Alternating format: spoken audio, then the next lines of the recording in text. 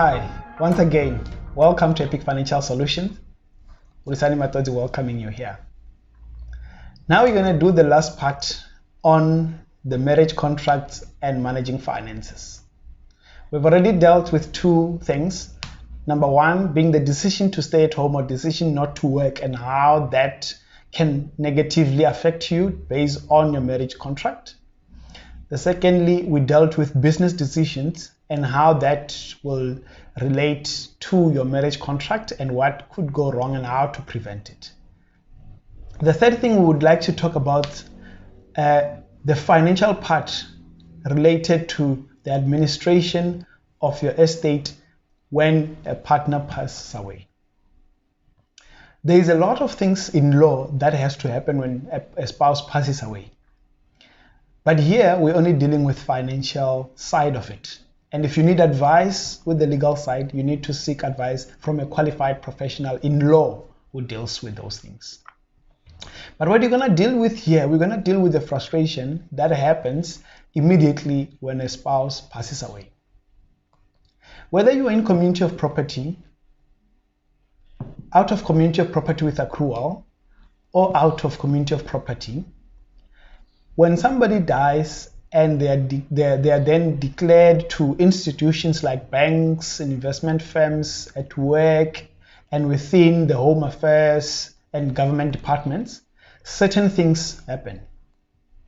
And the point of this session is just to make sure that you conduct your finances in a way that you don't end up in a place where you don't have the money to be able to go on with important things that have to happen around that time. The biggest thing that happens when somebody passes away and all the declarations are done is that their assets get frozen, whether it's in community or whether it's out of community. So the point that we'd like for you to take from this session is the way you manage your bank accounts as a couple. You need to be wary of a couple of things. If you only operate a joint bank account, either any of the marriage contracts already mentioned, that account, there would be a point where you won't be able to easily access the money once you've declared that the other person has passed away, because the law protects from you now taking all the money, even the money that belongs to the other partner, and they're married out of community of property.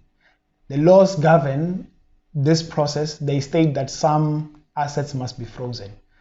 So it is important for you to have your personal bank account, even if you have a joint one, have a personal one on the side.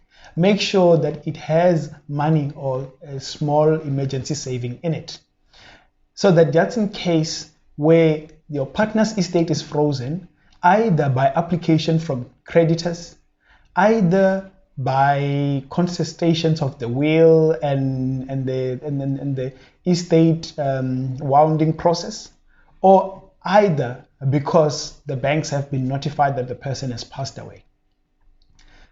You don't want to find yourself in a situation where you have to conduct a funeral and all your money was in one account and there is contestation on the freezing of that account.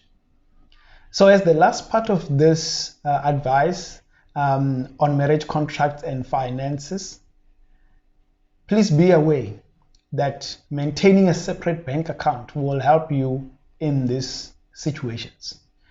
And if you are married out of community of property and you operate a joint bank account, then the laws around that get a little bit more complicated. So first and foremost, if you are under that contract, it is almost a must for you to have your own personal bank account. And under that contract, there needs to be a way to distinguish the assets of the two partners anyway. So already it's implied that you're going to have a method of managing your assets independently. But for those who are in community of property and out of community of property with accrual, it will serve you best to have a bank account which you have sole access and you are able to draw on it in the event that there are things that need to happen and your partner's or your deceased partner's estate is frozen. This is Zulisani Matodzi bringing you more content that is relevant and exciting. And we would like to encourage you to go onto the comment, to like to like our content, and also to subscribe to our channel so we can do even more of this in the future. If you have any question, any comment, please put them down there. If they are legal in nature, we'll make sure that we try and find somebody who can deal with those. But if they're financial, we'll certainly help you navigate them. Zulisani Matodzi, Epic Financial Solution. See you in our next video.